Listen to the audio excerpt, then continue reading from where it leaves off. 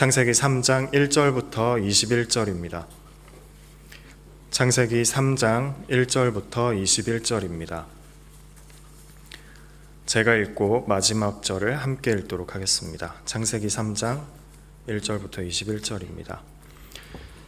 그런데 뱀은 여호와 하나님이 지으신 들짐승 중에 가장 간교하니라. 뱀이 여자에게 물어 이르되 하나님이 참으로 너희에게 동산 모든 나무의 열매를 먹지 말라 하시더냐.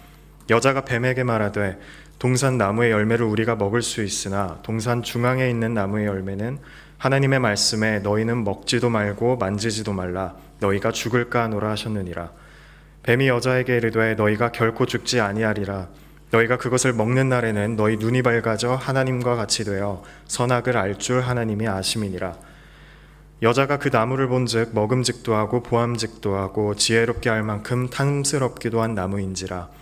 여자가 그 열매를 따먹고 자기와 함께 있는 남편에게도 주매 그도 먹은지라. 이에 그들의 눈이 밝아져 자기들이 벗은 줄을 알고 무화과 나무 잎을 엮어 치마로 삼았더라. 그들이 그날 바람이 불 때 동산에 거니시는 여호와 하나님의 소리를 듣고 아담과 그의 아내가 여호와 하나님의 낯을 피하여 동산 나무 사이에 숨은지라. 여호와 하나님이 아담을 부르시며 그에게 이르시되 내가 어디 있느냐. 이르되 내가 동산에서 하나님의 소리를 듣고 내가 벗었으므로 두려워하여 숨었나이다. 이르시되 누가 너의 벗었음을 내게 알렸느냐. 내가 내게 먹지 말라 명한 그 나무 열매를 네가 먹었느냐. 아담이 이르되 하나님이 주셔서 나와 함께 있게 하신 여자 그가 그 나무 열매를 내게 주므로 내가 먹었나이다. 여호와 하나님이 여자에게 이르시되 내가 어찌하여 이렇게 하였느냐. 여자가 이르되 뱀이 나를 꿰므로 내가 먹었나이다. 여호와 하나님이 뱀에게 이르시되 내가 이렇게 하였으니 내가 모든 가축과 들의 모든 짐승보다 더욱 저주를 받아 배를 다니고 살아있는 동안 흙을 먹을지니라.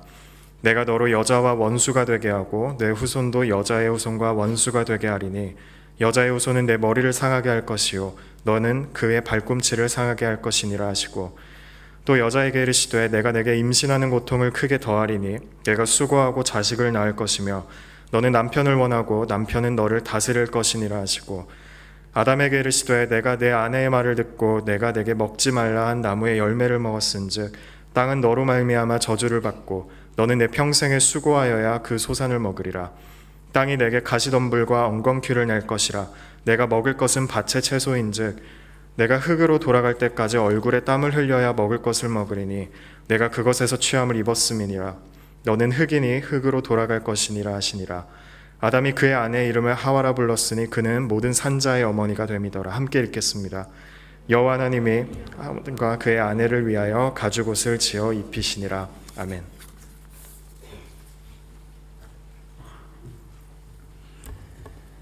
네, 우리는 지난 시간 12번째 문답을 통해서 하나님께서 사람과 아주 특별한 약속, 언약 맺으시고 그리고 그 언약을 통해서 인격적인 관계를 맺으시는 하나님의 특별한 섭리에 대해 배웠습니다. 그 약속의 내용이 무엇입니까? 바로 창세기 2장 16절에서 17절 말씀입니다. 동산 각종 나무의 열매는 내가 임의로 먹되 선악을 알게 하는 나무의 열매는 먹지 말라. 내가 먹는 날에는 죽으리라. 이 말씀은 하나님이 아담과 하신 언약의 내용으로 사람이 창조주 하나님을 사랑하고 그의 말씀을 따라 순종해야 할 존재라는 것을 분명히 말씀해 주고 있습니다.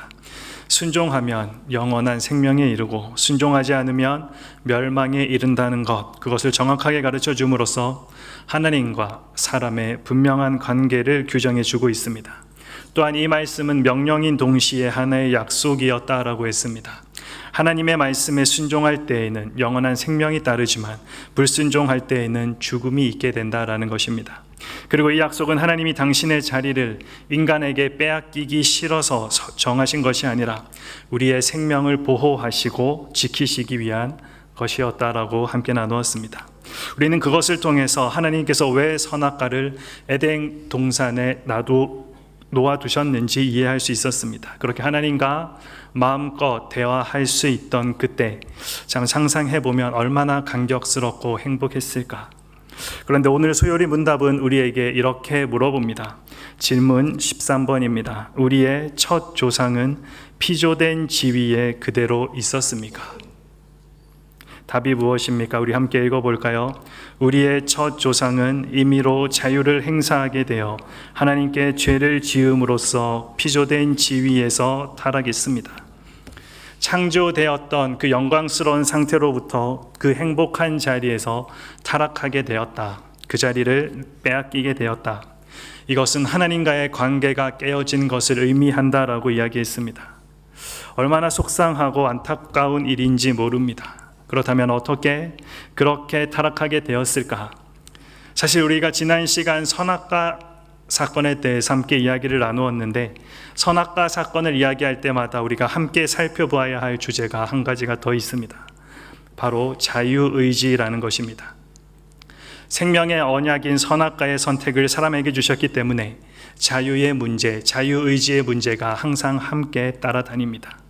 그 자유를 가지고 어떻게 선택하느냐가 중요하기 때문입니다. 능력과 자유, 이것이 둘이가 합쳐지면 가공할 만한 위력을 발휘합니다. 이미 선하게 사용되면 엄청난 축복이 되지만 나쁘게 사용되면 오히려 재앙이 됩니다. 이것을 잘 보여주는 영화 한 편이 있습니다. 여러분들도 한 번씩은 보았을 텐데, 브루스 올마이티라는 영화가 있습니다. 거기에 주인공이 하나님한테 요구합니다. 자기가 하나님 되면 내가 하나님보다 훨씬 더 좋은 세상 만들 수 있다. 그러자 하나님께서 일정 기간 동안 자신의 능력을 그 사람에게 빌려줍니다. 신바람이 난 주인공 어떻게 합니까? 그릇 속에 수프를 홍해 가르듯이 한번 갈라보고, 아내를 위해서 달을 끌어당겼다가 전 세계 곳곳에서 바닷물이 갑자기 육지로 넘쳐 들어오는 해일이 여기저기서 일어나는 등 세상이 오히려 잘 다스려지는 게 아니라 난장판이 되는 경험을 하게 됩니다. 이 영화가 보여주고 있는 것이 무엇입니까? 하나님은 무한한 능력과 완벽한 자유를 가지고 있으시면서도 그것을 함부로 사용하시는 분이 아니다라는 것입니다. 하나님은 자제하시는 분, 셀프 컨트롤 하시는 분이다라는 것입니다. 에덴 동산 중앙의 선악과는 자제하시는 하나님의 이 성품을 아주 잘 보여줍니다. 하나님은 인간을 만물의 영장, 모든 만물보다 더 뛰어나게 만드셨습니다. 그리고 천지 만물을 다스리게 하셨습니다. 그리고 인간에게도 다스리는 자로서의 자제를 요구하셨습니다. 그런데 사탄은 그것 먹으면 선악을 알게 된다라고 이야기합니다. 그리고 먹는다라는 것은 무엇입니까? 그 자제, 스스로 조절하는 것을 포기하라라는 것이고, 자제를 포기한다는 것은 욕심의 노예가 되는 것이며, 이것은 곧 사탄의 노예가 되는 것을 의미하고 있습니다. 사실 하나님이 사람에게 주신 가장 위험한 선물, 아마도 자유의지, 즉 선택할 수 있는 권리가 아니었을까? 그것은 하나님을 거역할 수 있는 선택권을 사람에게 준 것이기 때문입니다. 우리가 잘 아는 것처럼 동물과 식물은 하나님을 거부하거나 하나님을 대적하지 않습니다. 왜냐하면 그들은 하나님이 자유의지를 주시지 않았기 때문입니다. 그러나 하나님은 사람을 인격체로 만드시며 스스로 선택할 수 있는 의지를 주셨습니다. 그런데 사람은 이 자유의지를 하나님을 거역하는데, 하나님의 뜻과 반대하는데 사용했습니다. 사람에게 주어진 몫을 넘어서 하나님의 자리를 넘보았다라는 것입니다. 이것은 하나님이 사람을 만드신 목적에서 완전히 벗어난 것입니다. 목적을 완전히 벗어났다. 그래서 헬라어 원어로 죄는 목표에서 벗어난 것이라는 의미를 분명히 가지고 있습니다. 우리들의 관심은 늘 사람이 그렇게 쉽게 죄의 유혹에 넘어갈 것 아시면서 왜 자유의지를 주셨을까? 하나님이 이 엄청난 위험 부담을 감수하고 사람에게 자유의지를 주셨던 까닭은 바로 선악과와 마찬가지로 우리를 사랑하시기 때문입니다. 여러분, 사랑하면 상대에게 자유를 줍니다. 상대를 통제하고 감시하며 속박하는 것은 진짜 사랑이 아니기 때문입니다. 요즘에 일어나는 사건들 보면 자기가 좋아하는 사람들, 사랑한다는 이유로 억지로 붙잡아 놓고 폭력을 쓰거나 심지어 가두어 놓고 약을 먹여가면서 자기가 원하는 대로 하고자 하는 사람들이 있습니다. 여러분들이 생각할 때 이것이 바른 사랑의 모습입니까? 이것은 사랑이 아니라 정말로 무서운 죄이고, 그리고 범죄이고 폭력입니다. 하나님은 사람을 사랑하시기에 자유를 선물로 주셨습니다. 우리가 어떤 강압적인 힘에 의해서가 아니라, 어쩔 수 없어서가 아니라 순수한 자신의 의지로 하나님을 사랑하기 원하셨기 때문입니다. 그리고 사랑은 믿어주는 것이죠. 하나님은 우리 사람을 믿어주셨습니다. 하나님이 주신 그 자유의지를 선하게 쓸 것이라고 기대하면서 그것을 우리들에게 맡겨주셨다라는 것입니다. 그 자제력을 발휘하여 욕망을 통제하고 하나님을 섬기는 길, 그 길 선택할 것을 믿으셨기에 선악과도 그리고 자유의지도 우리 사람에게 맡기셨던 것입니다.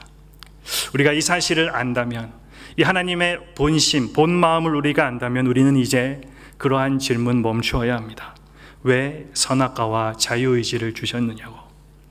하나님도 그것이 사람의 손에 맡겨졌을 때 어떻게 될지 아시면서 그토록 파격적으로 사람에게 주셨던 것, 그것은 바로 우리를 향한 믿음과 사랑 때문이었습니다.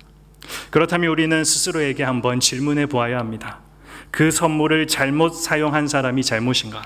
아니면 그것을 주신 하나님이 잘못한 것인가? 우리 스스로 자신의 가슴에 손을 얹고 우리는 정직하게 대답해 보아야 합니다. 에덴 동산에 선악을 알게 하는 나무가 없었다면 사람들이 과연 죄를 짓지 않았을까? 죄를 안 짓는 게 아니라 못 지었을 것입니다.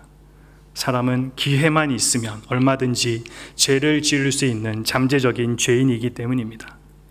지금도 우리가 이렇게 겉으로 볼 때는 다 멀쩡해 보이고 굉장히 괜찮아 보이지만 속으로 무슨 생각하고 있는지 우리는 다 알 수 없습니다. 하지만 여러분 스스로는 누구보다도 잘 알고 있을 것입니다.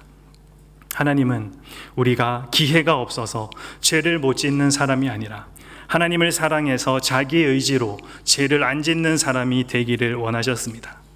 하나님이 우리에게 너무나 많은 권위와 능력을 주셨기 때문에 사람은 그것이 자기가 왕이라고 착각하기 쉽지만 실은 모든 것의 왕이 하나님이심을 기억하고 선포하는 것, 그리고 우리가 정말 기쁜 마음으로 그 말씀에 순종하며 하나님을 사랑하는 것, 그것이 바로 선악과와 자유의지를 주신 궁극적인 이유이고 진짜 이유입니다.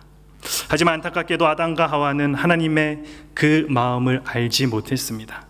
이것은 아담과 하와만의 문제가 아니라 지금 이 시대를 살아가고 있는 저와 여러분의 모습이기도 합니다. 그들이 자신들에게 주어진 자유의지를 잘못 사용한 그 결과 그렇게 간단하지 않았습니다. 하나님께 죄를 범하게 되었습니다. 여러분, 죄가 무엇입니까? 여기서 우리는 성경에서 말하는 죄가 무엇인지 분명히 생각해 보아야 합니다. 오늘 소요리 문답 14번에서는 이 죄를 이렇게 정의하고 있습니다. 죄가 무엇입니까? 죄는 하나님의 법을 지키지 못한 것과 그 법을 어기는 것입니다. 소요리 문답에서는 분명하게 하나님의 법을 지키지 않는 것을 죄라고 명확하게 이야기하고 있습니다. 로마에 가면 로마의 법을 따르라라는 말을 우리는 너무나도 잘 알고 있습니다. 그 말의 뜻이 무엇입니까? 각 나라마다 정해진 법이 있어서 우리가 다른 나라들을 여행할 때 그 나라에 해당하는 법을 따라야 한다라는 것입니다. 하지만 어떤 이유에서든 그 법을 어기게 되면 그것을 우리는 죄라고 이야기합니다. 하나님께서 창조하신 세상 속에 살고 있는 우리가 하나님의 법을 지켜야 되는 것은 너무나도 당연한 일입니다. 그렇다면 우리가 죄를 짓지 않기 위해서 하나님의 법이 무엇인지 알아야 될 것 같습니다. 우리는 그 하나님의 법을 어디에서 찾을 수 있습니까? 하나님의 법은 여러분들이 잘 알고 있는 것처럼 여러분들의 손에 들려진 성경에 기록되어 있습니다. 성경에는 하나님의 법이 두 가지 형태로 기록되어 있습니다. 우리가 해야 할 것과 우리가 하지 말아야 할 것. 그래서 안식일을 거룩하게 지켜라. 부모를 공경하라. 부모를 공격하라가 아니고 공경입니다.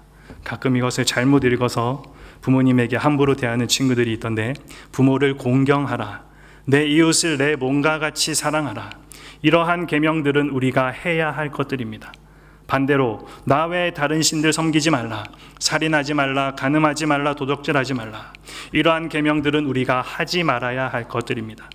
다시 말하면 죄는 하나님께서 하라고 하신 것을 우리가 해야 되는 것, 그리고 하지 말라고 하신 것을 하는 것, 반대로 말했죠.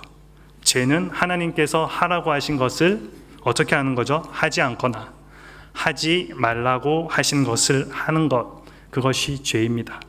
한국의 전래동화 속에 엄마의 말씀 그렇게 듣지 않던, 그래서 늘 반대로 행동했던 청개구리와 같이 하나님의 뜻과 반대로 행동하는 것이 바로 죄라는 것입니다.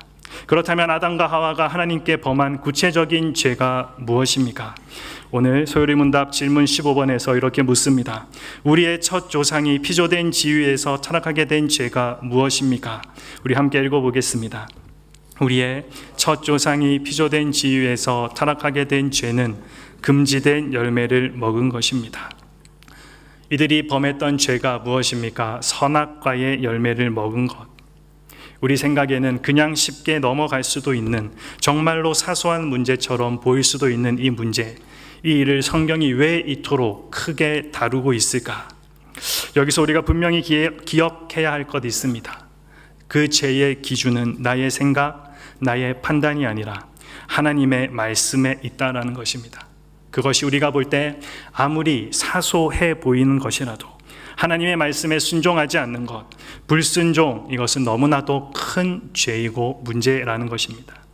하나님의 말씀에 내 생각 더하고 하나님의 말씀을 왜곡시키는 데에서 죄가 이 세상에 들어왔기 때문에 그렇습니다. 오늘 본문이 그것을 너무나도 분명하게 보여주고 있습니다. 우리가 잘 아는 뱀이 하와를 유혹하는 사건입니다. 이 유혹의 핵심은 바로 하나님의 말씀에 대한 시험이었습니다. 본문 1절부터 3절까지 말씀 보면 3번에 걸쳐서 하나님의 말씀이 인용되고 있습니다. 2번은 뱀이, 1번은 하와가 인용하고 있습니다. 그런데 정말로 놀라운 것은 단 한 번도 하나님의 말씀이 정확하게 인용되고 있지 않다라는 것입니다. 바로 하나님의 말씀에 왜곡이 일어나고 있는 것입니다. 하나님의 말씀이 그대로 해석되어지고 인용되어지고 적용되어지는 것이 아니라 뱀과 하와 스스로가 자신들에게 좋은 대로, 또 자신들에게 편리한 대로 이 하나님의 말씀을 바꾸고 변형시키는 것, 왜곡시키고 있는 것. 여러분들은 오늘 이 왜곡이라는 단어, 사실 또는 진실과 다르게 해석한다라는 이 뜻의 단어를 잘 기억했으면 좋겠습니다. 먼저 첫 번째 왜곡된 말씀은 뱀으로부터 시작됩니다. 1절 말씀입니다. 그런데 뱀은 여호와 하나님이 지으신 들짐승 중에 가장 간교하니라. 그 뱀이 이렇게 묻습니다. 하나님이 참으로 너희에게 동산 모든 나무의 열매를 먹지 말라 하시더냐. 우리는 분명히 기억하고 있습니다. 2장 16절과 17절 말씀에서 하나님께서 어떻게 말씀하셨는지. 여러분, 이 말씀 속에서 어떤 왜곡이 일어나고 있습니까? 그것은 뱀이 말씀의 관심, 그 포커스를 바꾸어 놓음으로써 하나님의 성품에 대한 왜곡을 가져오게 하고 있습니다. 원래 하나님이 이 말씀을 주실 때 이 말씀 속에 강조하고 있는 그 초점은 허락과 즐거움과 기쁨에 있었습니다. 하나님은 에덴 동산을 만드시고 바로 이 동산의 아름다움과 풍성함과 그 부요함을 통해서 사람으로 하여금 무한한 기쁨, 즐거움, 만족을 주시고자 했던 것입니다. 그런데 뱀은 단 몇 마디 말로 이 하나님 말씀의 초점을 완전히 바꾸어 놓고 있습니다. 바로 허락과 기쁨과 풍요의 말씀을 금지와 제한의 말씀으로 그 초점을 바꾸어 놓고 있는 것입니다. 그러면서 이 말씀의 초점을 전환시켜서 하나님의 성품에 대한 심각한 왜곡을 불러일으키고 있는 것입니다. 즉 무슨 말입니까? 하나님은 사람들의 부요함, 풍성함, 행복에는 관심 없으시고 너네들 자유 금지시키시는, 제한시키시는 그런 정말 사랑이 없는 분으로, 무섭고 엄하고 인색한 분으로 하나님의 성품을 바꾸어 놓고 있다라는 것입니다. 여러분도 지금 뱀이 하고 있는 이 말의 뉘앙스가 여러분도 느껴지고 있습니까? 하나님이 참으로 너희에게 동산 모든 나무의 열매를 먹지 말라고 하시더냐. 이 말씀의 속뜻은 마치 이렇습니다. 술 마시지 말고, 담배 피지 말고, 짧은 옷도 입지 말고, 예배 시간에 스마트폰도 하지 말고, 하지 말라는 것이 너무나도 많지 않냐. 요즘이 어떤 시대인데 하나님이 너무 인색한 분 아니냐. 이 말에 하와가 어떻게 대답합니까? 2절 말씀이죠. 여자가 뱀에게 말하되 동산 나무의 열매를 우리가 먹을 수 있으나 동산 중앙에 있는 나무의 열매는 하나님의 말씀에 너희는 먹지도 말고 만지지도 말라 너희가 죽을까 하노라 하셨느니라. 여기에서 두 번째 말씀의 왜곡이 일어나고 있습니다. 바로 뱀의 잘못된 말에 힘을 얻어서 이제는 하와가 자기 욕심에 따라 자기 기대와 자기 생각대로 자기에게 유리하도록 하나님의 말씀을 해석하고 있다라는 것입니다. 하나님의 말씀에 철저하게 헌신하는 것이 아니라 자신의 욕심에 따라 어떤 부분은 추가하고 어떤 부분은 빼고 있는 것입니다. 말씀을 자세히 본 여러분들도 분명히 발견할 수 있습니다. 하와는 정확하게 붙들어야 할 하나님의 말씀에 무엇인가를 하나 더 더해서 이야기하고 있습니다. 여러분, 하나님은 정확하게 동산 중앙에 있는 나무의 열매를 먹지 말라 하셨습니다. 그런데 하와는 어떻게 이야기합니까? 이 말씀에 한 가지를 더 추가했습니다. 만지지도 말라. 이것이 아무것도 아닌 것처럼 보일지 몰라도 지금 하와는 하나님의 성품에 대한 더 엄한 개념, 뱀보다 더 엄한 개념을 만들고 있는 것입니다. 여기서 만지지도 말라라는 말 속에는 하나님이 우리를 너무나도 정당하게 대하고 있지 않으시다. 정말로 뱀이 네가 한 대로 그 말이 너무나도 맞다. 우리를 무시할 뿐만 아니라 우리의 자유를 제한하시고 계시구나. 그 말 가운데는 이런 불평과 불만이 배어나오고 있다는 것입니다. 그리고 이어서 세 번째 왜곡이 일어나죠. 하와는 하나님의 말씀을 더하는, 추가하는 왜곡에서 이제 더 나아가서 하나님의 심판에 대한 경고를 굉장히 약화시키고 있다는 것입니다. 우리가 잘 아는 대로 하나님은 너희가 먹는 날에 반드시 죽게 될 것이다 라고 분명히 경고하셨습니다. 여기서 죽는다라는 말을 원어로 보면 죽고 죽는다라는 말입니다. 히브리어에는 최상급의 표현이 없기 때문에 같은 단어를 반복해서 사용한다라는 것은 그것이 중요하고 분명한 사실이라는 것을 이야기할 때 쓰는 단어입니다. 그런데 하와는 혹시 죽을지도 모르겠다라고 그 말씀을 살짝 바꾸어 놓고 있습니다. 이 말 속에는 하나님이 정말 죽이시기야 하겠어. 나는 하나님이 자신의 형상대로 창조하신 창조의 꽃인데 설마 이런 나를 죽이실 수 있겠어 하는 교만함이 배어 있었다라는 것입니다. 여러분, 오늘날 교회 안에 그리고 저와 여러분 안에서 하와와 같은 생각들을 통해 하나님의 말씀을 얼마나 쉽게 왜곡하고 있는지 모릅니다. 하나님의 자녀라고 하는 우리들이 아버지 하나님의 말씀을 정확하게 알지 못합니다. 말씀을 잘 아는 사람들이 점차 사라져가고 있습니다. 내 것이 무엇인지, 내가 묻고 있는 바가 무엇인지, 정말로 내가 믿고 있는 믿음과 신앙이라고 하는 것이 도대체 무엇인지 정확하게 알지 못하고 있다는 것입니다. 하나님의 말씀이 생명이고 하나님의 자녀가 죽고 사는 것이 바로 이 말씀에 달려 있음에도 우리들은 하나님의 말씀, 이것을 철저하게 들여다보지 않으려고 하고 있습니다. 여러분, 이 하나님의 말씀이 누구의 것입니까? 앞에서 여러분들에게 말씀을 전하고 있는 전도사, 강도사, 목사들에게만 주신 게 하나님의 말씀입니까? 말씀은 모든 하나님의 자녀들의 것입니다. 말씀을 잘 알아야 하는 것은 앞에서 이렇게 이야기하는 설교자들 뿐만 아니라 모든 하나님의 백성들의 마땅한 본분이고 특권이다라는 것입니다. 여러분, 우리는 모세를 잘 알고 있습니다. 그가 자신의 삶을 다 마치고 마지막으로 이스라엘 백성들을 향하여서 마지막 유언처럼 하고 있는 말이 무엇일까요? 바로 하나님의 말씀에 대한 유일성 그리고 절대성에 대해서 이스라엘 백성들 앞에 충고하고 있습니다. 신명기 6장 4절에서 9절 말씀입니다. 이스라엘아 들으라. 우리 하나님 여호와는 오직 유일한 여호와시니 너는 마음 다하고 뜻 다하고 힘 다하여 내 하나님 여호와 사랑하라. 오늘 내가 내게 명하신 이 말씀을 너는 마음에 새기고 마음에 새길 뿐만 아니라 내 자녀에게 부지런히 가르치며 집에 앉았을 때에든지 길을 갈 때에든지 누워있을 때에든지 일어날 때에든지 말씀 강론하고 또 손목 그리고 기호 내 미간 이마에 붙여 표로 삼고 또 내 집 문설주와 바깥문에 기록할지니라.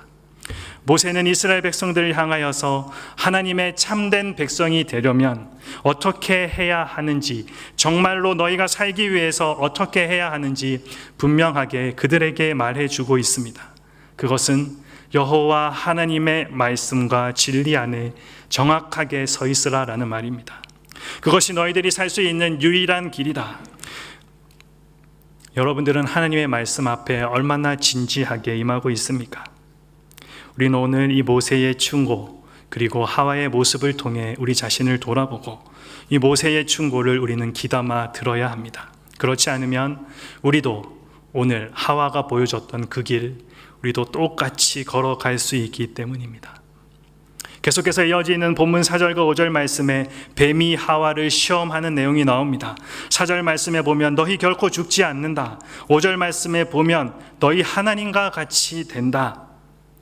이 시험의 내용 또한 무엇입니까? 하나님의 말씀입니다. 4절에 열매 먹어도 결코 죽지 않는다. 무슨 말입니까? 말씀 불순종해도 별일 없을 거야. 안심시키고 있습니다. 그리고 5절에 그 열매 먹으면 하나님처럼 될 것이다. 즉 그 말씀 순종하지 않아도 오히려 더 좋은 결과 얻게 될 것이다 라고 속이고 있습니다.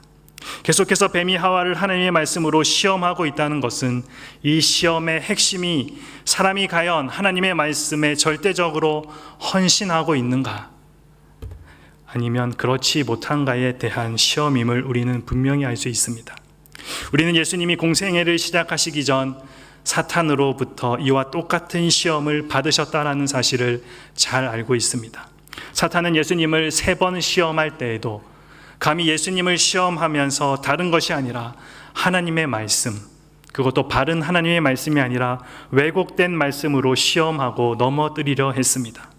이것은 저와 여러분에게도 마찬가지입니다. 사탄이 처음 하와를 유혹하여 넘어뜨리려고 했던 것처럼 그 방식 그대로 지금도 우리들을 찾아와서 똑같이 시험하며 유혹하고 있는 것입니다. 우리는 뱀이 하와를 유혹하는 모습을 다시 한번 잘 기억해 볼 필요가 있습니다. 왜냐하면 사탄이 저와 여러분을 속일 때에도 유혹할 때에도 동일한 방법을 사용하고 있기 때문에 그렇습니다. 오늘 여러분들은 이 뱀이 했던 3가지 말 꼭 잊지 않기 바랍니다.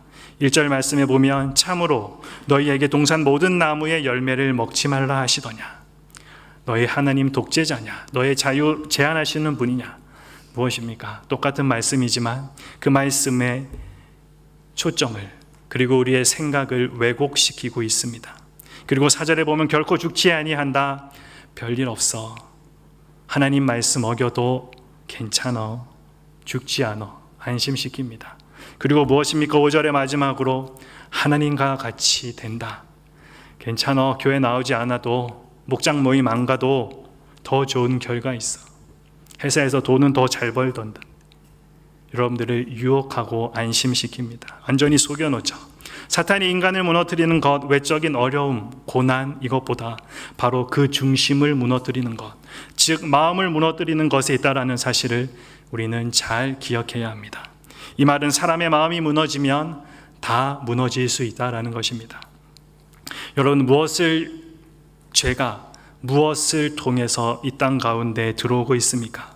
바로 사람의 마음입니다. 우리가 찬양하는 것처럼 물이 바다를 덮은 같이 온 세상을 예수 그리스도의 피가 아니라 죄로 물들이고 다 망가뜨리고 있는 것, 바로 이 죄가 이 세상의 외적인 어떤 압력이나 큰 힘을 통해서 들어온 것이 아니라 바로 하와 한 사람의 마음을 무너뜨리고 타락시킴으로써 이 온 세상을 죄악으로 물들이고 무너뜨렸던 것입니다. 여러분, 이 마음의 중요성은 오늘을 살아가는 저와 여러분들에게 있어서도 굉장히 중요합니다. 저와 여러분들의 모든 삶의 성공과 실패 또한 이 마음에 달려 있습니다. 우리가 죽고 사는 것 바로 이 마음에 달려 있는 것입니다. 왜냐하면 이 마음은 우리 모든 삶의 방향을 결정하는 자동차의 핸들, 배의 키와도 같은 것이 바로 이 마음이기 때문입니다.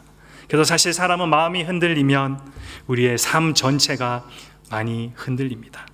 그래서 우리가 묵상하고 있는 복 있는 사람 큐티책 잠언 4장 23절 말씀에 보면 모든 지킬 만한 것보다 무엇을 지키라라고 나옵니까? 더욱 내 마음을 지키라. 생명의 근원이 그에서 남이니라. 여러분, 정말 지혜로운 사람, 바로 이 마음에 관심을 쏟고 이 마음을 가꾸어 가고 이 마음에 아무 것들이 들락거리지 못하도록 마음을 지키는 자인 것입니다. 오늘 하와가 자신의 마음을 지키지 못했다는 증거가 무엇입니까? 6절 말씀에 나옵니다. 여자가 그 나무를 본즉 먹음직도 하고 보암직도 하고 지혜롭게 할 만큼 탐스럽기도 한 나무인지라. 선악과가 원래부터 다른 나무보다 더 아름답고 탐스러웠던 것 분명히 아니었을 것입니다. 만일 하나님께서 선악과를 다른 나무의 열매보다 더 아름답고 탐스럽게 하셨다면 하나님이 인간을 의도적으로 유혹에 빠지게 했다라는 그 지적 피할 수 없기 때문에 그렇습니다. 이것은 성경이 정확하게 이야기하고 있는 것처럼 유혹에 빠진 하와, 마음이 흔들린 하와가 하나님의 말씀에 대한 그 불만과 그리고 교만한 생각을 가지고 그 선악과를 다시 바라보았을 때 다른 나무들에 비해 유난히 먹음직스럽고 보암직하고 탐스럽게 보였다라는 것입니다. 그리고 하와는 어떻게 합니까? 서슴없이 손을 뻗어 선악과를 먹게 됩니다. 여기서 보듯이 마음이 흔들리는 그 밑바탕에는 욕심과 교만이 깔려 있습니다. 사실 사탄이 타락해서 범죄하고 하늘에서 추방된 것도 그가 자신이 지음받은 천사라는 신분을 완전히 잊어버리고 욕심과 교만으로 하나님과 같이 하려는 그 마음 때문이었습니다. 이사야서에서 분명히 이것을 이야기합니다. 이사야서 14장 12절에서 15절 말씀에 아침의 아들 오 새벽별이여, 쉬운 성경으로는 새벽별, 영어로 모닝스타, 개역 개정에는 계명성, 이걸 다 누구 가르칩니까? 바로 사탄을 가르칩니다. 그들이 처음에 어떻게 했냐 하며 네가 하늘에서 떨어졌구나. 옛날에는 세계 모든 민족이 내 앞에서 엎드려 절하더니 이제는 내가 땅바닥에 나뒹굴고 말았구나. 너는 마음속으로 내가 하늘로 올라가 내 보좌를 하나님의 별들보다 더 높은 곳에 두겠다. 또 내가 신들의 거룩한 산 위에 자리를 잡고 앉겠다. 구름 꼭대기까지 올라가 가장 높으신 하나님과 같아지겠다라고 하더니 우리 15절 말씀 읽어보겠습니다. 이제 너는 무덤 속으로 죽음의 세계 밑바닥으로 떨어졌구나. 그러므로 우리도 범죄에 빠지지 않으려면 무엇보다 마음을 지키고 세상적인 욕심과 자신의 위치, 내가 어떠한 존재인지를 잊어버리는 교만 버려야 한다라는 것입니다. 우리가 세상 욕심과 교만에 빠져 있는 한 우리 역시 하와처럼 사탄의 유혹을 받아 범죄에 빠지고 심지어 멸망할 수밖에 없습니다. 아담과 하와가 선악과를 먹은 것이 범죄였다는 증거는 분명히 성경에 기록되어 있습니다. 7절 말씀에 보면 자기들이 눈이 밝아지고 벗은 줄 알고 무화과 나무 잎을 엮어 치마를 삼았더라. 그리고 8절 말씀에 하나님의 소리 듣고 동산나무 사이에 숨은지라. 7절에서 서로의 부끄러운 부분 무화과 나무 잎으로 가립니다. 그리고 부끄러운 수치심을 알게 되었다라는 의미입니다. 그리고 8절에 하나님의 음성 듣고 동산나무에 숨게 됩니다. 하나님에 대한 기피증을 드러냅니다. 우리가 죄를 짓고 난 후의 모습과 너무나도 닮아 있지 않습니까? 너무나 부끄러워 그 죄를 이렇게 저렇게 가리려 하고 사람과 하나님의 눈을 피해 숨는 것, 아담과 하와 범죄 이후에 모든 사람들이 죄를 짓고 경험하게 되는 모습입니다. 그렇게 하나님과 약속을 지키지 못한 그 죄에 대한 형벌은 결코 가볍지 않았습니다. 벌의 내용들이 창세기 3장 17절에서 24절까지 쭉 계속해서 기록되어 있습니다. 그것을 크게 네 가지로 요약해 보면 무엇입니까? 자연의 저주, 일평생 수고하는 고통, 그리고 함께 흙으로 돌아가는 것, 그리고 육체의 죽음이죠. 그리고 에덴에서 쫓겨나는 영적인 죽음까지 하나님과의 관계에서 단절이라는 무서운 결과들을 맞이하게 되었습니다.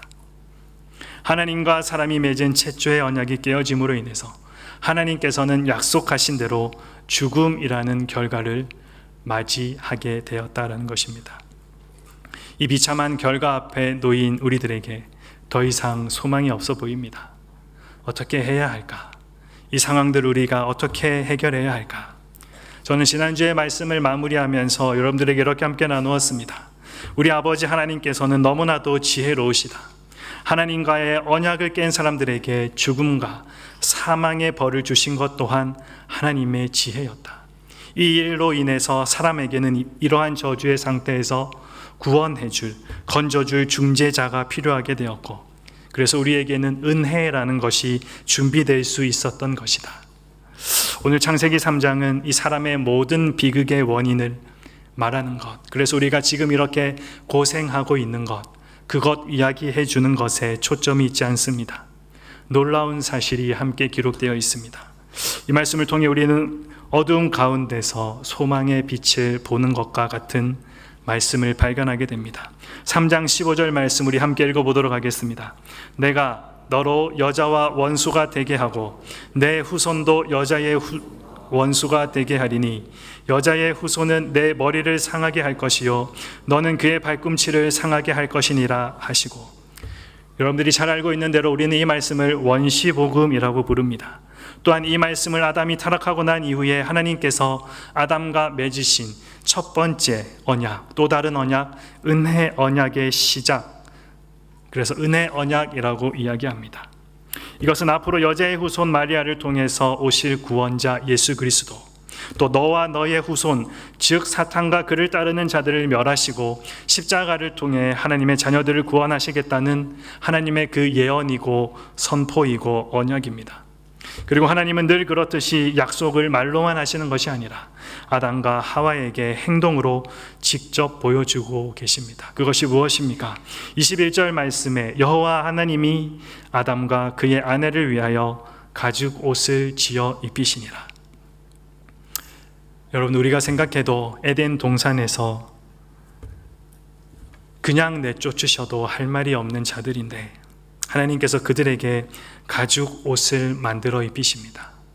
여러분들, 가죽 옷이 무엇일까요? 가죽 옷이란 말은 어떤 동물이 아담과 하와 대신해서 죽었다라는 의미입니다. 그 동물이 양이었든 소였든 어떤 것이든 상관없이 아마도 아담이 잘 아는 동물이었을 것입니다. 왜냐하면 모든 동물의 이름을 아담이 지어주었기 때문입니다. 그 가죽 옷을 입고 있는 그들의 마음 어땠을까요? 여기에 하나님의 은혜가 있습니다. 무엇을 보여주고 있습니까? 히브리서 9장 22절 말씀이죠. 율법을 따라 거의 모든 물건이 피로써 정결하게 되나니 피 흘림이 없은즉 사함이 없느니라. 예수 그리스도가 이렇게 피를 흘려 너희의 죄를 대신 사해 줄 것이다. 정말로 그냥 내쫓아도 할 말이 없는 그들인데 그 안타까움과 사랑의 마음을 담아서 그들을 대하시는 하나님의 그 마음, 여러분도 느껴지고 있습니까?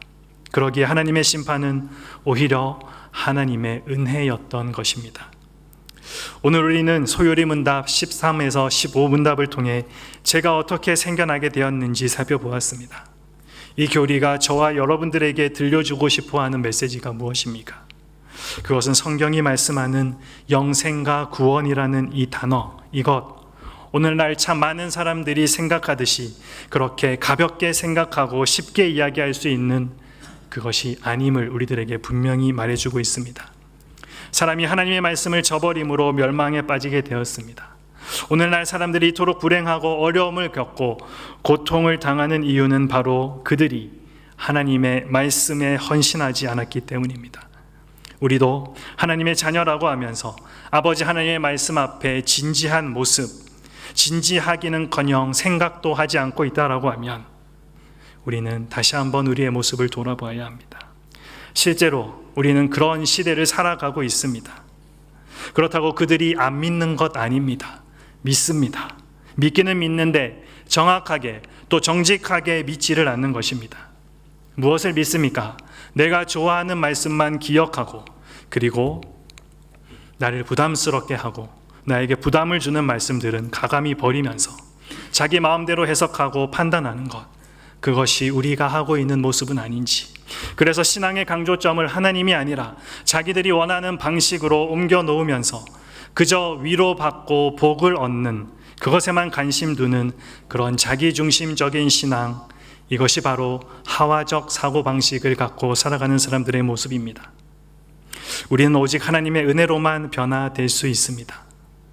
사람은 몽둥이로 때리거나 욕한다고 절대 변하지 않습니다. 선생님이 가르친다고 해서 변하는 것이 아닙니다. 사람은 하나님의 은혜로 변화되고 그 은혜만이 사람의 모든 실패를 성공으로 바꾸어 줄 수 있습니다. 그리고 이 은혜는 오직 예수 그리스도 안에서만 가능합니다. 청년 여러분, 우리는 다른 것 붙들고 다른 것 붙잡고 살아가는 것 아니라 바로 생명 되시는 하나님의 말씀, 그것 하나 붙들고 정말로 죽을 각오를 하고 살아가야 되는 사람들입니다. 그래야 하나님의 그 능력이, 여러분 성경에 많이 그렇게도 기록되어 있는 그 능력이 나의 능력이 되고, 하나님께서 성경을 통해서 창세기부터 요한계시록까지 우리들을 향해서 계속해서 이야기하시는 사랑한다, 그래서 구원한다 라는 그 구원의 메시지, 그 구원이 나의 구원이 되는 것입니다.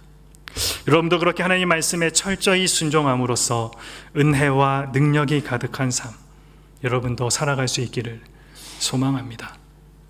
여러분, 다시 한 번 더 부탁합니다. 하나님의 말씀을 우습게 생각하지 마십시오. 노아의 말을 듣고 비웃었던 사람들, 아브라함의 이야기를 경고로 듣지 않고 비웃었던 사위들, 그들은 다 멸망할 수밖에 없었습니다. 하나님 말씀 앞에 진지하십시오. 들리는 말씀 내 마음대로 해석하고 내 마음대로 지켜 행하는 것이 아니라 하나님 보시기에 그 마음 이해하고 하나님의 마음으로 여러분들 정말로 철저히 순종함으로써 그 말씀의 은혜와 능력이 여러분들의 삶 가운데서도 드러나기를 다시 한번 부탁하고 기대합니다. 기도하겠습니다. 하나님, 우리를 정말로 사랑하셔서 주신 자유의지를